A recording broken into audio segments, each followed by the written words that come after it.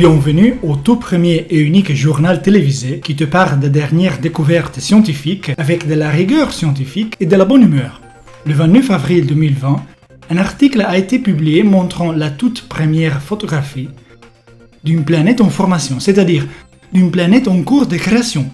Il y a bien sûr une certaine marge d'incertitude, mais il existe de nombreux indices qui nous disent que oui, nous l'avons observée et photographiée.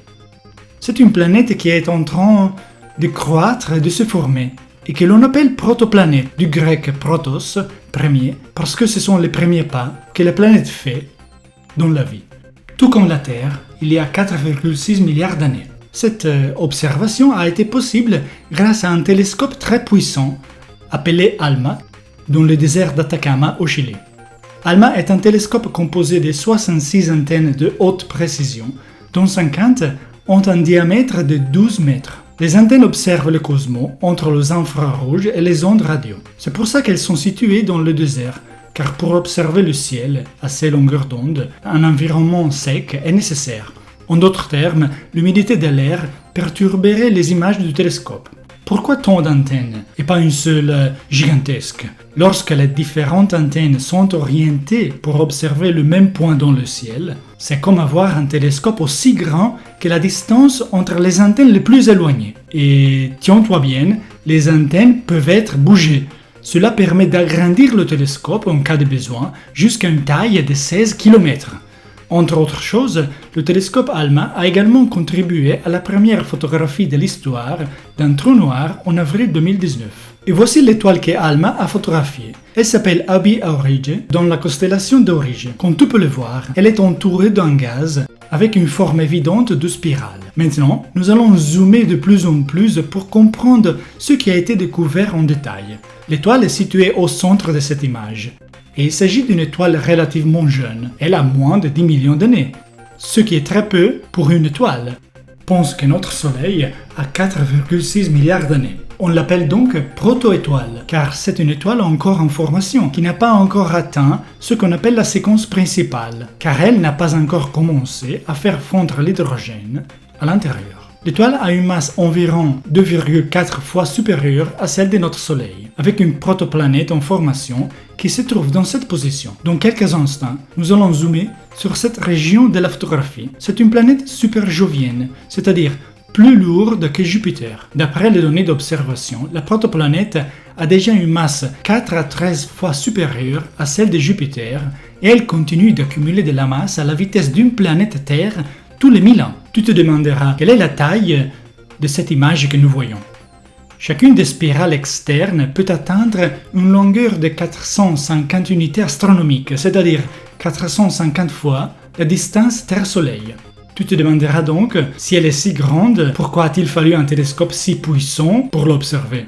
Eh bien, regardez le détail de cette proto-étoile et de son disque et de la planète en formation. C'est comme prendre une pièce d'un euro, la mettre à 5 km et à l'œil nu, on observait les détails.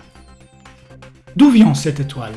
Cette étoile est née dans un soi-disant nuage moléculaire. Les nuages moléculaires sont parmi les endroits les plus fascinants et pittoresques de l'univers, juste comme celle-ci. En 1 million d'années environ, de nombreuses étoiles se forment dans le nuage moléculaire. Certaines d'entre elles développent un disque de gaz et de poussière dans lequel de nouvelles planètes peuvent alors se former. Et maintenant, rapprochons-nous de la protoplanète. Elle est située dans la zone la plus intérieure du disque, près de l'étoile. Comme tu le remarqueras, il y a un trou au centre de cette photographie. La lumière directe de l'étoile a dû être bloquée afin d'observer ce qui est autour, car la lumière de l'étoile est trop intense.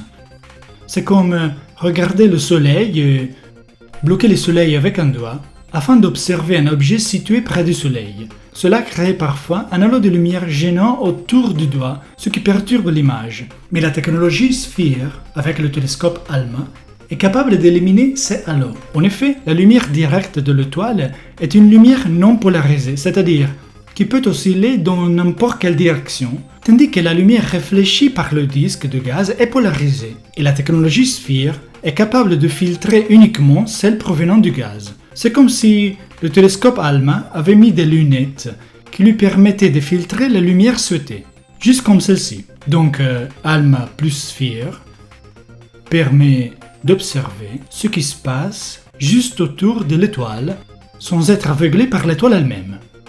Et maintenant, revenons à la photographie. Remarquez qu'il y a une cavité qui a été créée dans la partie centrale de ce disque. C'est une cavité créée par la protoplanète elle-même, la signature de la protoplanète. Il existe 3 signes distinctifs de formation d'une protoplanète dans un disque de gaz.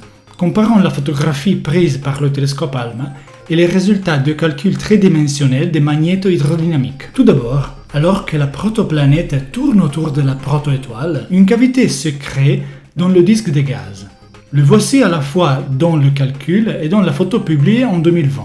Deuxièmement, selon le calcul, à partir de l'interaction gravitationnelle et magnétique entre le protoplanète et le gaz du disque, 2 spirales en forme de S devraient se former, comme celle-ci. Faisons un zoom.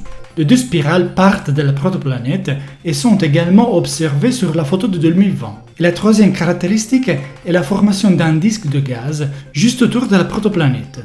Ce calcul montre une vue latérale de la protoétoile. Voici le disque de gaz plus dense autour de la protoplanète. Comme nous le verrons dans quelques secondes, la protoplanète accumule du gaz en le sortant de son environnement immédiat. La correspondance entre la photographie prise par ALMA et SPHERE et les calculs tridimensionnels des magnéto-hydrodynamiques est impressionnante.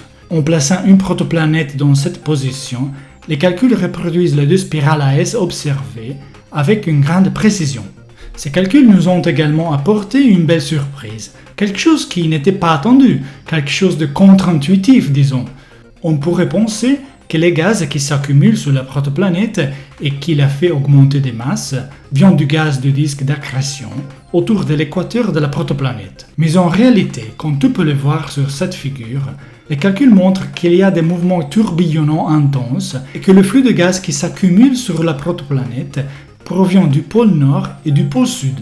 Ce sont les mêmes mouvements tourbillonnants qui ont secoué notre système solaire il y a 4,6 milliards d'années, lorsque les planètes que nous connaissons bien se sont formées. Rappelle-toi, dans chaque édition de ce journal télévisé très spécial, je te mène à l'avant-garde de la recherche scientifique. Abonne-toi à ma chaîne ici maintenant et tu seras toujours à jour. Et mets un super like à cette vidéo. Ciao!